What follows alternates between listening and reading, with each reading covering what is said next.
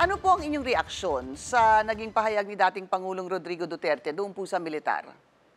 Alam niyo, kinakailangan makita natin kung nasaan tayo and also look behind. No?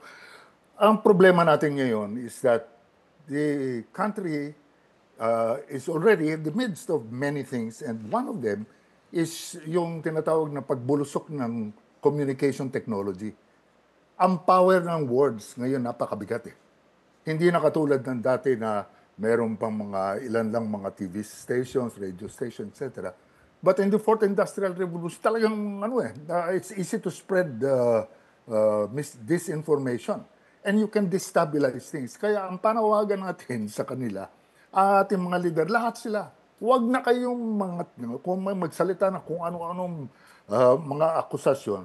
Because really, it's like some people have run berserk. And parang huramentado na tayo eh. And that is not going to help our country. Binanggit naman ang militar. And I believe the military will be true to the Constitution. Meron mga points of views na akusasyon. But we don't change the government only on the basis of accusation. We have courts. Opo. Secretary, sang-ayon ho ba kayo doon sa sinabi ni Executive Secretary Lucas Bersamin na tila nagtawag na po ng kudeta si dating Pangulong Duterte? That's one way of interpreting it eh. Sapagat alam mo, pinoprotektahan dapat natin. Of course, sa ating kasaysayan, nagkaroon tayo ng mga instances na talagang pumasok din. They had to take a side, no? But that was already because the people have spoken. And in this particular case, there is no, ano bang hearing ang pinag-uusapan? Anong charges? Nag-hearing lang sila tungkol dito sa Meron tayong gobyerno na checks and balances ang napaka-importanteng prinsipyo na hindi pwedeng ang executive, hindi pwedeng tanungin ng legislative, at hindi natin ginagalang ang posisyon ng judiciary. Kaya itong checks and balances na ito ang essence ng ating demokrasya. Kaya yan ay pabayaan natin.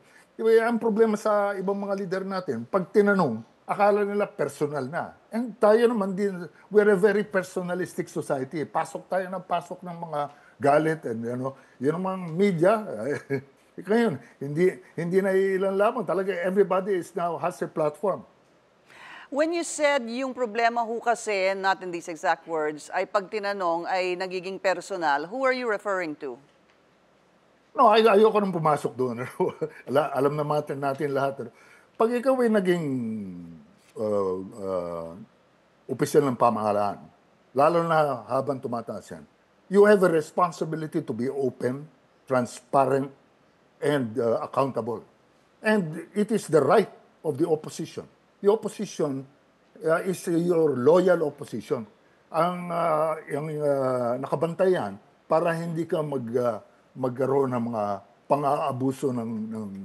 And that works both ways, from the opposition and from the majority party.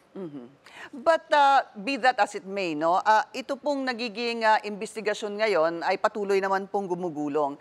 But with that statement made by the former President Rodrigo Duterte, ano kaya yung magiging epekto nito, you think, sa pangkahalatan? Pero palagay ko, it's much ado about nothing. It's tempest na teapot. Dahil sa ang tingin ko niyan, hindi naman talaga divided ang gobyerno natin. In a sense, kung militar ang pag-uusapan, I doubt very much. Because as you know, from what I know, having been there, is that they are standing by the Constitution, and General Browner's statement has been very clear. We are defending the Constitution. Dating Defense Secretary Orly Mercado, sir, maraming salamat po sa inyong oras.